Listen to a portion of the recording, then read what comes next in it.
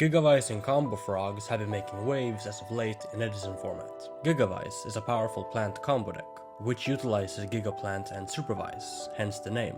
Gigavise is yet another combo deck, where my favorite tech card, Cyber Valley, slots into. Will these new combo decks take over Edison format and claim the title of best deck? Let's find out.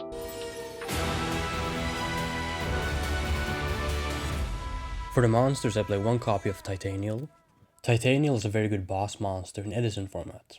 She can negate vital traps from your opponent, be it Dimensional Prison or Icarus attack. And the 2800 stat line is very good in this format. This version of Gigavise does not utilize trade-in, so I'm only playing one copy of Titanial and no copies of Amaryllis. However, there is a version of this combo deck which utilizes the hero package. Similar to my Chaos Dragon hero deck, which if you haven't checked out that deck profile, you can check it out in the description box down below.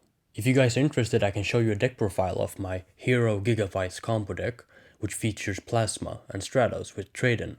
But for this version, this is the sole level 8 in my deck, hence I'm not playing trade-in. Instead I play some other draw cards to facilitate my combo. Then I play 2 copies of Gigaplant. Gigaplant is almost the actual boss monster of this deck, being able to use this effect immediately with Supervise, which you can search from Hidden Armory or Power Tool Dragon, allows you to do some very powerful plays. Ever since Blackwing started to take over in 2024, with its first major event win at the European Championship, Edison format has become a lot quicker, which is something I've really leaned into in all of my deck profiles. If you look at my Chaos Dragon deck profile or my Fairy deck profile, for example, I try to have a very streamlined game plan and establish that game plan as quickly as possible, because of the fact that the Frog deck and the Blackwing deck don't give you that many turns.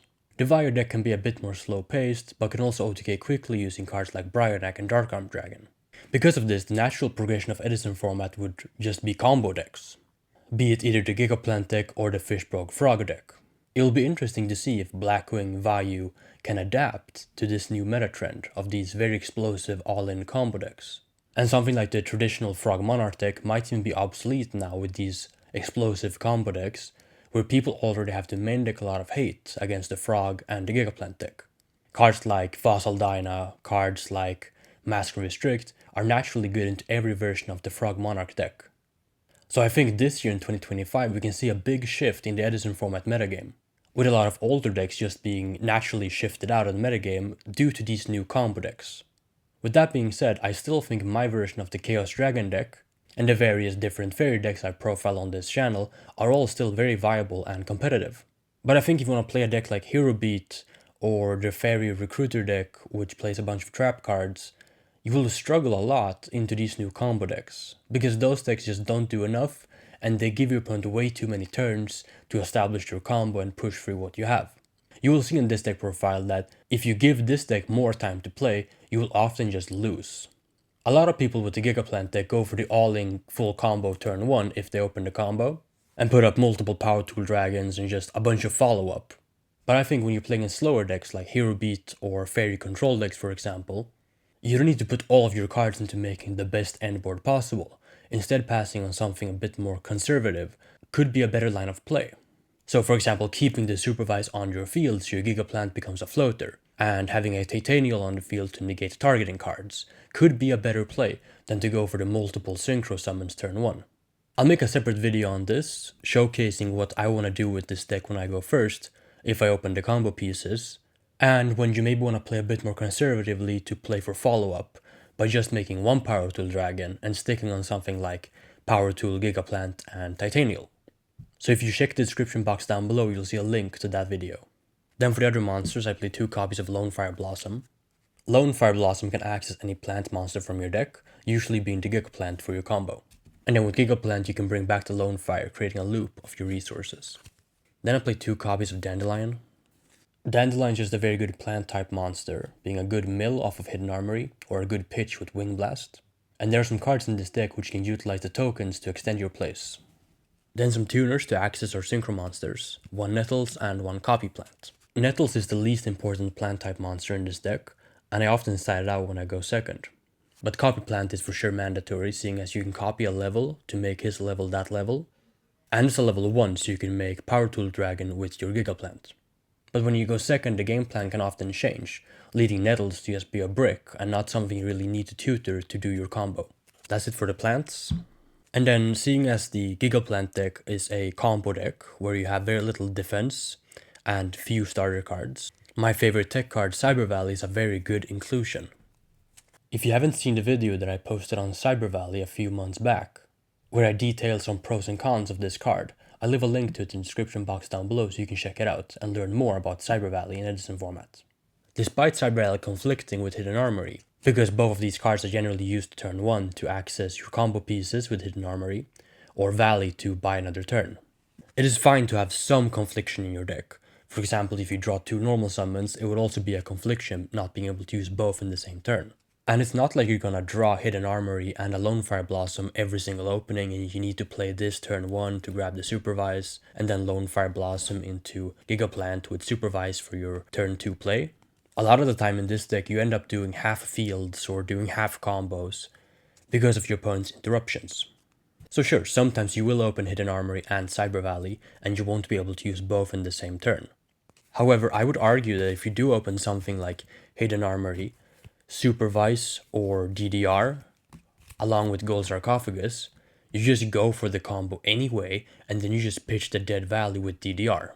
But when you don't open this specific combo, having Valley to dig into those pieces, or to be a pot of greed turn 2 with Dandelion's effect, giving you 2 tokens, is very good.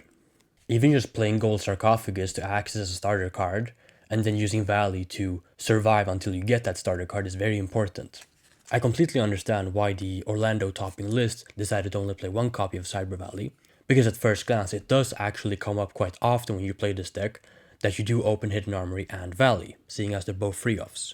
Or you just open other normal summons and thus the Valley is not as important. However, now the cat's kinda out of the bag. People know what the Gigavise deck list looks like, and they can just rush you down when you pass on nothing. So to adapt to that, I'll play 3 copies of Cyber Valley. And for the spells, 3 copies of Upstart Goblin. This is a 2-card combo deck, sometimes even 3-card combo deck, with certain openings. So playing a 37-card deck, allowing you to see those combinations as often as possible is very good. One downside of Upstart isn't necessarily the 1000 life points, but the fact you might draw your bad cards. However, something that I touched on in my Lightsworn Fairy deck profile, I mentioned that draw cards go well together. So if you can pair a bunch of draw cards, you're more likely to see the pieces, even if you do see one of these dead cards, like a Mark of the Rose for example, off of your draw cards. Having more draw cards to pair with that, or having other draw cards which complements the bad cards, like Valley and Mark of the Rose for example, is a banish your opponent's monster and draw 2 cards, while setting up the banish zone for DDR. So you can see how these different pairs just naturally go very well together. Similar to my Lightsworn Fairy deck where I played Card Destruction, Trade-In, and Solar Recharge. Draw cards go together, that's why I'm playing 3 copies of Cyber Valley and 3 copies of Upstart Goblin. Then I play 3 copies of Miracle Fertilizer. Again, the cat's kinda out of the bag, people know what this deck does and how to play against it, so having a card that you can use in the grind game is a lot better than just focusing all in on the turn 1 combo. Miracle Fertilizer is any plant monster in the grind game, particularly just summoning back a Titanial is very good. And you can even do certain combos turn 1 with Miracle Fertilizer by getting the Giga Plant or Lone Fire into the graveyard. And with the draw cards, you just want more cards to facilitate the combo to make your pairs more consistent. 2 copies of Gold Sarcophagus. Gold Sarc is yet another combo card because you can banish a monster and bring it back with DDR. You can also Gold Sarc for a starter like Lone Fire Blossom, or back removal like Heavy Storm or Trunade, and stall the game out with Cyber Valley. Next I play 3 copies of Hidden Armory, 3 copies of Supervise, 2 Mark of the Rose, and 2 DDR. You definitely need the 3 copies of Supervise to do your combos, but you can definitely decide out 1 Mark of the Rose or 1 DDR, particularly when you go second and you don't need to resolve Power Tool as much. Then to access our Lone Fire Blossom, I play 2 copies of Super Solar Nutrient. This is one of those cards that is often dead once you get to the later turns. Not only is this a card you often take out to not lose to Royal Oppression post-side, it is also not very consistent. You need to have Super Solar Nutrient with either of the plant bricks or Dandelion tokens. And with the Dandelion tokens, you already have Cyber Valley to pair with it. And often if you go second, you take out the Nettles, leaving you with very few targets for the Super Solar Nutrient. So yeah, I felt 3 copies of this card was just way too much, and a better ratio was to play 2 of it. Seeing as I also play 3 copies of Cyber Valley and 3 copies of Upstart Goblin, It made sense to reduce a card that is one of the worst cards in my deck for my combo. I would rather see Lone Fire Blossom, for example, than seeing this card. So oftentimes this card just ended up being redundant, or I ended up seeing too much of it, seeing as I do play more draw cards than the White CS topping listed. One copy of Foolish Burial. With the 3 copies of Fertilizer, the combo where you Foolish a name to bring it back with Fertilizer is much more consistent. And with 3 copies of Valley, you can do Valley with Foolish for the Dandelion tokens to draw 2 cards turn 1. And for the back removal spells, I play 1 copy of Heavy Storm and 1 Giant Trunade.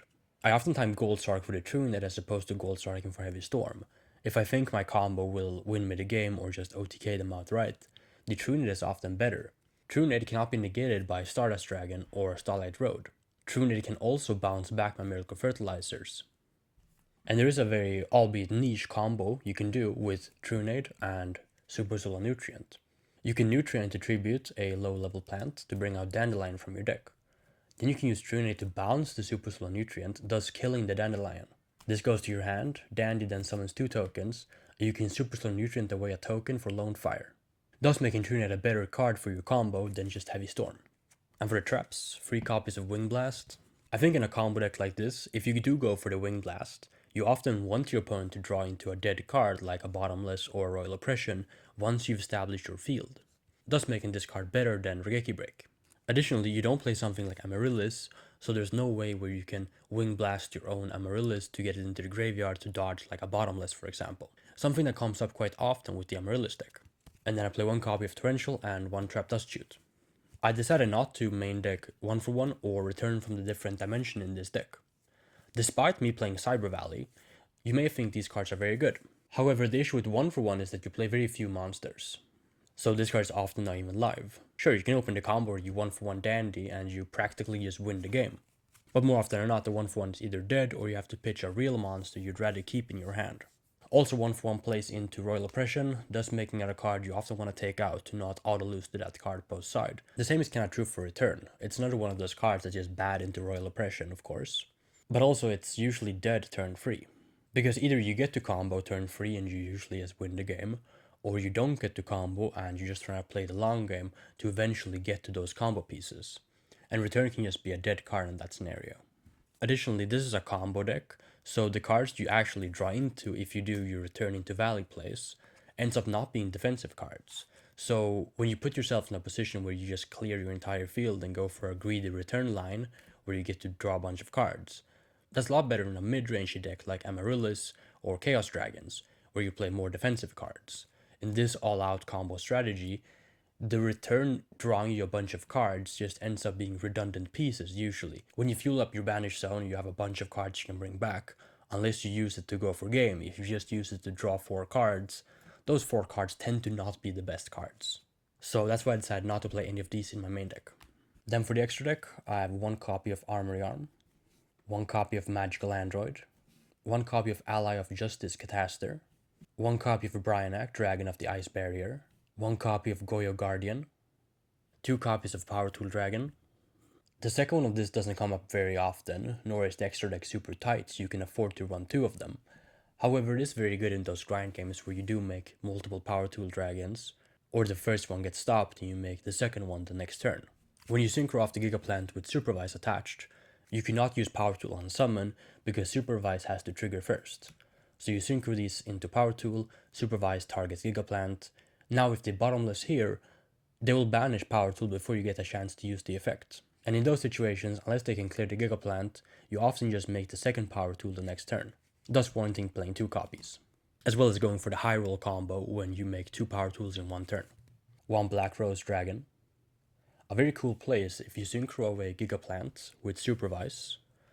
Supervise is Chainlink 1 and Black Rose is Chainlink 2. So you nuke the board, then you get to bring back the Gigaplant.